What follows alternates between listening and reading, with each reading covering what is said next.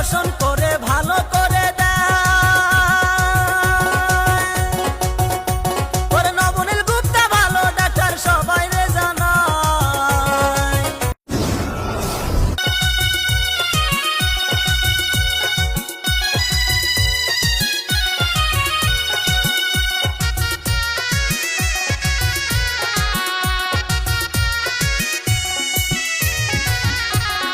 বিসমিল্লাহ বলিয়া আমি শুরু করলাম ভাই। ওরে শাহিন ভাইয়ের দুঃখের কথা তুলে ধরতে চাই।